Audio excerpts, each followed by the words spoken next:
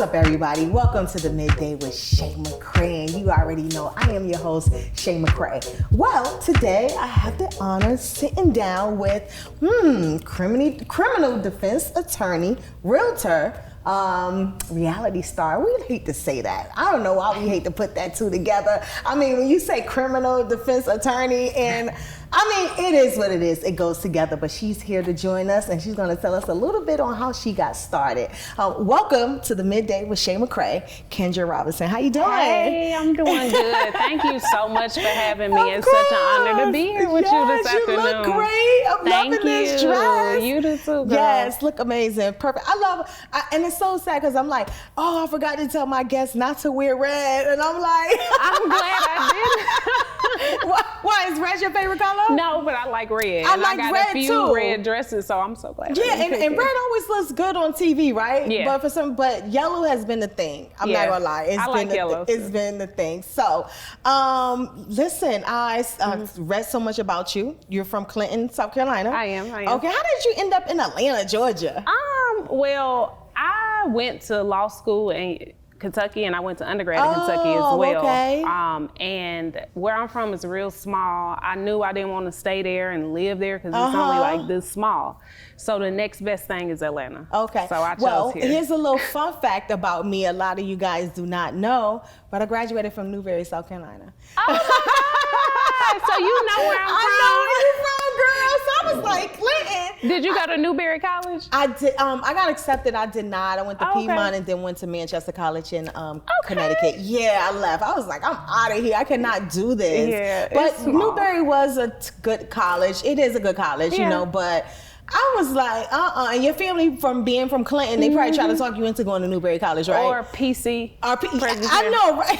I was like, oh, no, thank you. No, I'm getting up out of here, right? Yeah. And then you ended up in Atlanta. Yeah. Well, let's talk about it. You're a criminal defense attorney. I am. Okay. You are also a realtor. You're a closing attorney. Yeah, I'm a closing attorney. So I guess the priority of them is I'm a closing attorney. I do criminal defense, and I also am a licensed realtor. Although in Georgia, I don't really exercise, like I don't really practice being a realtor simply because I'm a closing attorney and I don't want to compete with my clients. Realtors are my clients, realtors and loan officers. Okay. But in the state of South Carolina, I'm a licensed realtor as well. Okay. And so I am a realtor there. So. Okay. And you do immigration too, though? I do. So I do criminal defense for the biggest immigration law firm in the Southeast, Taylor Lee and Associates. And so I get the pleasure of working with all of these different type people who have immigration issues, but they also have criminal cases, and those two don't really mix. No, it don't, because they're deporting them like, left and right. Yes. So what does that look like? Talk to us, because here it is. I mean, we already see it. You are an African-American female, and you're defending, I'm assuming, I don't want to be stereotypical, but what's the most race, the highest race right now to deal with this? Well, 98% of my criminal clients and immigration clients are Hispanic. I was going to say that, but I didn't want to be, I know. Some of them are from Latin America, which is what is closest to North America. Some of them are from Spain. Some of them are from basically Spanish-speaking countries that aren't contiguous with the United States. But I feel like they're like the highest targeted, I don't know, race as far as like immigration. Well, the thing is, when we think about in this country, it's a melting pot, first of all. It is. And this is just my limited opinion. I mean, there are an extreme amount of Hispanic immigrants to this country, and I don't know why. I mean, I meet immigrants of all types and kinds, but I don't know. I guess that's just the way that history would have it, and everybody's looking for a better life, and you probably can't get a better life, elsewhere outside of America. And especially hide, because you could hide easier here. Absolutely. I mean, you get into an apartment with a family members, 15 in the house. Yes. I mean, black people hide sometimes, I'm just being honest, you know what I'm saying? Right. Shoot, we're not filling out those census reports, even though we know that it probably would help the community, because that would help with, and here's the sad part, they know we need it, but they're not, they want you to sign up for and say, oh, they need it, let's count for them. So, interesting, but We appreciate you for that. Thank you. How did you feel about the wall where Trump was trying to build? I felt like that. I'm totally not a fan of the former president. And in fact, I'm not a fan of all of his immigration policies. I thought that was just so bigoted to, have that stance when, people aren't coming over here just to have a vacation. They're coming over here so they don't get gunned down, so they don't somebody doesn't break into their house and rape them and their kids or something of that nature, or there's famine, they don't, there's a political war going on. So the way he characterizes, Hispanic people or people who are not white or of the majority in this country, it's just despicable. And I just thought that was so ignorant, and it was so much money wasted. Wife is an immigrant, right? Yeah, and his wife is an immigrant. So, all of that money that he poured into that wall could have been, going towards helping the homeless population in Atlanta or LA or just everywhere, in the country. But instead, he wasted it on trying to erect a wall. So something that didn't have nothing to do. Look where we at right now. Okay. Yeah. All right. So moving right along. You just opened up a closing a firm. Yes. Like a realtor firm, but you do close. Let's talk about it. It's called Sanders Robinson Scott Title and Associates LLC, and we go by SRS Title LLC, and that just makes it easy for everybody. So what it is it is a closing attorney law firm. I am the closing attorney who powers SRS. So, I do all the closings, I do the title searches, I issue the title policies, I deal with all the noise that goes on behind the closing, and I get the satisfaction of sealing the deal for everybody and signing the documents with the people buying the homes and giving the keys out to everybody. And so that is nice. That's what's up. What is going on with the housing market right now? I mean, I know, like it is a lot.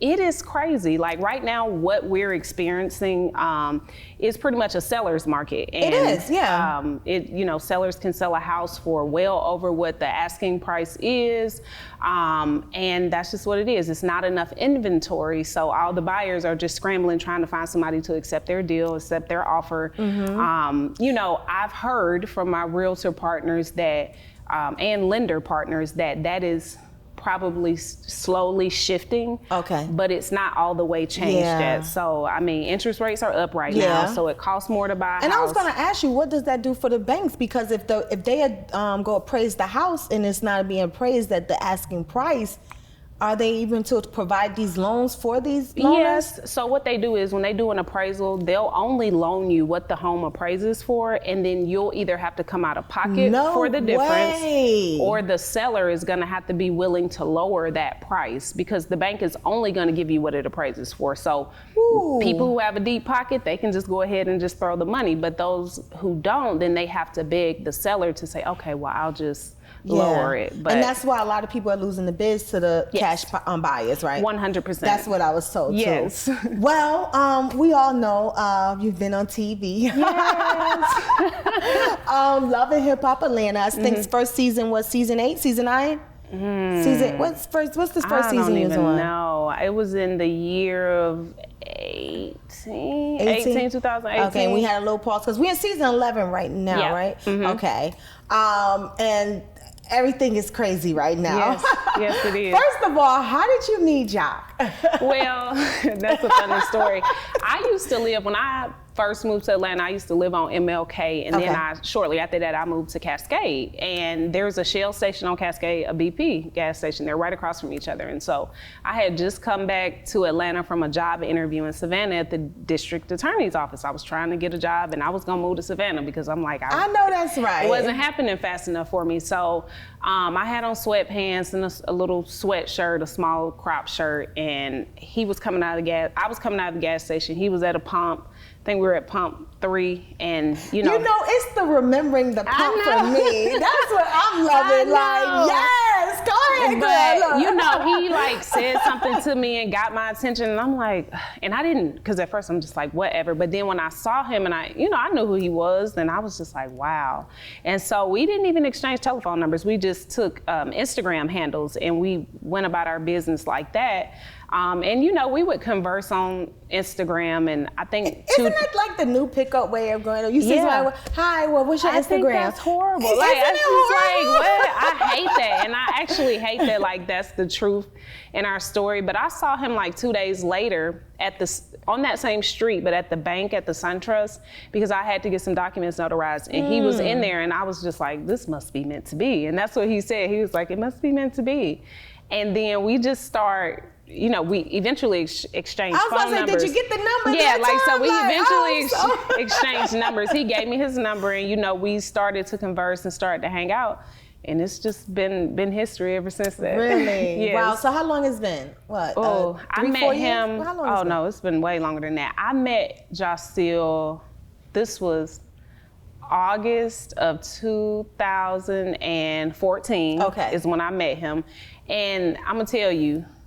About a year later, we were at Topgolf, and he was talking to Teddy Riley, and you know, he introduced me to him, but he introduced me as, he was like, this is my girlfriend, Kendra, and I'm like, oh, like, okay, yeah, but hey, nice to meet you, you know, so, you know, in my mind, I'm like, oh, well, we go together now, so although we real met, bad, real bad at this point, because, you know, that whole year had passed, and I just, you know, we maybe were acting like we were in a relationship, and that's the way I treated it, you know, but at the same time, it's like, you know, he formally introduced me as his girlfriend then, and so, I mean, we've been together since then. How did you feel dating someone from reality TV, especially with the track record, like, not to say he's a bad guy, but with the track record of what reality TV portrayed him to be, should I say? At first I was very hesitant. Of course, I had my guards up, and so did my family, and so I wasn't necessarily comfortable, but like,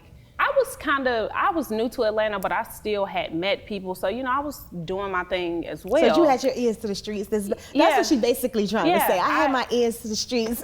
Yes, I was doing my thing. I was trying not to get too caught up, because I'm like, from what I hear about you, from what I'm seeing about you on the TV, like, it's not all good, and I'm not sure if I actually want to like get involved like that. Know. So he just grew on me though, but I had those reservations, like everybody did, trust me. Did you, look, we about to get deep now. Did you ever have any problems with his baby mama in the first? No, because, you know, now he has quite a few baby mamas, and, you know, almost all of them, you know, not all of them, you know, definitely had issue with me. This young girl coming, they of course never made it known to me, but I know he would catch the rough of it, because you know, we were friends first, so he would talk to me about it. And you know, but it never was any, of course, direct confrontation, because it's like, what really could you say to me? Like, you know what I mean? It's like, that's what y'all did. Y'all chose to have kids, and Jocille, he chose to get them pregnant. So it's like, that's y'all problem. Y'all don't, none of my money got to go to support none of that at this time. Like, you know, it was like, y'all figure that out. And so I let it be what it was. He told me that when he proposed to me, one of the baby moms, I ain't gonna call her name, she was crying, and just like she cried and stuff, and it's like, well, it's kind of like that fable when the sun and the wind were trying to get the man to take his coat off, and the wind was blowing so hard, and it made the man hold his coat tighter, and all the sun did was just smile and shine, and the man got hot and took his jacket off. Like, I ain't have to do all that. I didn't have to go get pregnant. I didn't have to go, you know, deal with him while he was dealing with somebody else. Try and trap the man with some kids, or just do anything other than just be Kendra and live my truth and walk in my truth. And he liked it, and he sees the opportunity. Yeah. You know, one of the things I will say is, I've met you in the past. I think we did a 100 men's fitness thing. We climbed up the mountain with DTLR. Oh, yeah. I was with 1-800-HER-911. That was so hard. Wasn't it? We almost died. I think that was my first time climbing Stone Mountain. Girl, oh my goodness. I was like, I couldn't believe, I was so happy we made it to the top, you know. Hot. But more was so happy that, what's his name from DTLR? He made it up to the top because that was one. Yeah, the owner, you know, because he was battling some health issues, and that was kind of like the fitness of, you know, young men. I think it was 100 young men fitness. 100. I know what you're talking about. Something like that, right? And have you been back to the mountain since? I have. Okay, so you do this all the time? No, we at one time, Jocelyn and I were like going regularly or whatever, but I've not been in a real long time. Like definitely not since COVID, or maybe one time during COVID. But I got to get back in tip-top shape to get to the top. I read somewhere you also own a fitness center? Well, no, I own a fitness clothing line. Got you. Okay. It's called Hourglass Body, and so I work out a lot. Okay. And I just try to. I'm like, if I'm gonna sell something, I need to really believe in it, and you know, I wear it, you know, and I'm like, if you know, I don't like being a hypocrite. So for you, you definitely. Thank you. So you work out frequently every. Yeah, I work out like 4 days a week, maybe 5. You know, I train at Effect Fitness on Metropolitan. So it is, my coach, his name is Shay Green. He is a nutcase, okay? It is very serious every day. I hosted a couple boot camps before, and it's the best, trust me.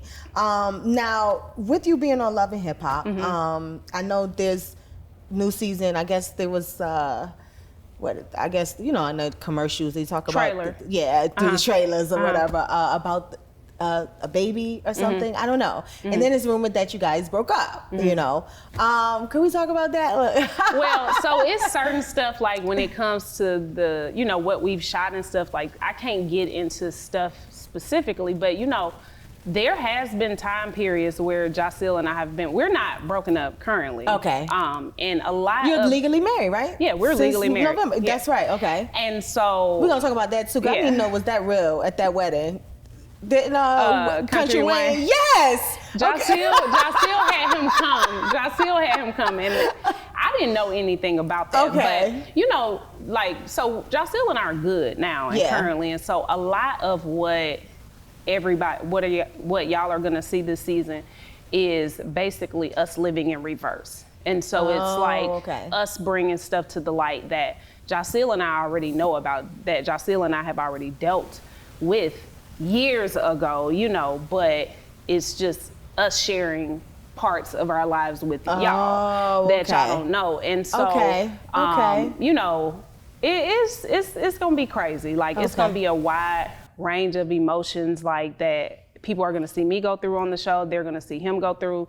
They're gonna see my friends go through it, my family, and it's just a lot. Like we have really high moments like our wedding and, you know, our love, but then you just have this looming theme of, oh, what's going on? Have you heard this? Have you heard that? This, that, and the third, you know, and so it's a lot. And you just really, because, you know, when you shoot for a show, you don't know what's gonna come out of the edit room. Yeah, like, then we had a whole pandemic, and there's probably some things that was shot prior. Yeah, well, we did something. We were doing stuff during COVID, but it was just them trying to keep us safe. And I mean, we've had several people have had COVID, and it's just like you just don't want it to spread. And this was at a time when COVID was more serious than kind of what it is now. Yeah, the variant. So you know, it was very imperative to like, we don't want to catch it, we don't want to spread it. So you know, it's been almost years, like in TV land and in actuality. So you know, it's a lot of catching up that I feel. You know, the audience has to do with me and my growth, just even, you know, right before COVID. It's like one of my jobs, and that's how that's how I look at it. That's how I equate it. And you know, I mean, I get paid, so of course, you know, it's not something I'm doing for naught. So I just do it like that. If I'm going to court, whether I'm doing a closing or I'm in front of a camera, like it's an income stream, and I treat it as such. And you know, you can't have the good without the bad. Yeah. As much bad and as many lows as the show could or can bring, it also has its highs. It also has its and it's benefits. a platform, and it's a way of selling your business and what it is that you do. Exactly. Well, we're at a special moment right now where we have a question of the day. Okay. I do not pick your question, you do, okay? Okay. So this is a chance where we get to learn who our guest on a more on the personal side, all right? Okay. So what I'm gonna have you do is reach over to the side and pick out just one piece of paper out the box. Okay. Give it to you. No, you're gonna give all it out and read it. Okay. All right, so go ahead and read it to us. What's the first thing you packed during an out of the country flight? What you pack first? The first thing I pack is my clothes. Your clothes? Yes. What article? What part of it? The first thing that I do is I get all my bras and all my panties. Everybody says that. Underwear first. That's too funny. I do. And like my lingerie, I do all that because I keep it in a certain section of my. Okay. So I go by section of my suitcase. So you with lingerie out of the country on a trip? Yeah, like if I go, because most of the time when I go out the country, Jocelyn is with me. Okay, you with him, okay. But if it was just like a friend's trip, I wouldn't have the lingerie, but I would still pack my bras and my underwear first. And then from there I go to the outfits, because then I have to go to the closet, get my outfits, which I've generally already bought, and I just have to take them out. You just got to take them out the bag and put them in, yes. And then I do shoes, and then I do makeup and toiletry last. Okay. That is funny. I love it. Ladies, take advice. Yes. Pack your lingerie, okay, during the trip with your man, yes. okay? Because I be having that little outfit. And I was like, oh, he don't even know tonight he's gonna get it. Going down. Okay. Oh, and TMI, but I don't even wear panties like that. But I wear them in the bag. I know it's just so crazy. I want you to take something off. But anyway, before we get up out of here, I appreciate you definitely for joining us today. Thank you. But we have to know, was that real with Country Wayne at the wedding? And how did you feel? You say you didn't know about it. Were you devastated? Jocelyn, first of all, I know that Jocelyn and Country Wayne are cool. Okay. Number one. But number two, I had been overhearing him talk to somebody about drip, and that's kind of what Country Wayne goes by, and but I didn't pay it no mind. I was trying to get ready for the wedding. I expected something, like I expected him to be there, but I did not expect that. And so when it happened, my mouth dropped open pretty much. Y'all will get a chance to see, and I was like, wow, like what is going on? But then as he was in character as like drip, I'm like, oh, okay.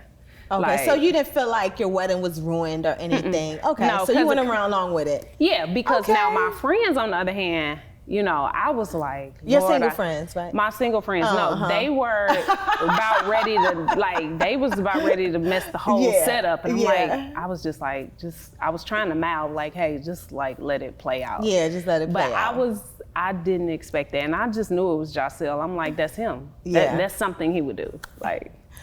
It was cute. I'm not gonna lie. I probably been one that was devastated about my wedding being messed up. Like, it was so beautiful. Thank you. And you look gorgeous. I appreciate it. Congratulations to you. Do you guys plan on having children? I know he has other baby mamas, but you the wife. We might. I'm just not ready for kids right now. I know they take a lot of. It's one of the biggest commitments you could ever take in life, and I'm just not ready for that right now, because I'm being a bonus mom, or everything mom to the children we have. Yeah. And to add another one in right now, it's not the time right now. It's not the time. No. Well, thank you so much for joining us. Please let them know how we can keep up with you, how we can come see you at your firm, okay? You work with realtors as well. Yep, I work with realtors and I work with loan officers. So you all can reach me on my Instagram handle. It is attorney Kendra _Robinson. On Facebook, I think it's the same thing, attorney Kendra Robinson or Kendra Robinson Esquire. You can call my office or drop by my office. We are located directly across the street from Lenox Mall, 3400 Peachtree Road, Northeast, Suite 1300. If you are a realtor or a lender, I would love to close your loans. I would love to get you and your clients to the closing table. You can write SRS Title, LLC on your contracts or your title requests, and you can email them to my office at contracts@srstitle.com. All right. Well, thank you so much. Thank you. And we look forward to seeing you on season 11, Love and Hip Hop Atlanta again. I appreciate it. And you always so poised. I don't know. It's just like that's my grandma. She used to make me walk with books and all that really? stuff. Yeah. I mean, you could tell. So thanks, you. Grandma. So thank you so much. Thank you guys for appreciate it. tuning in. It's the Midday with Shay McCray.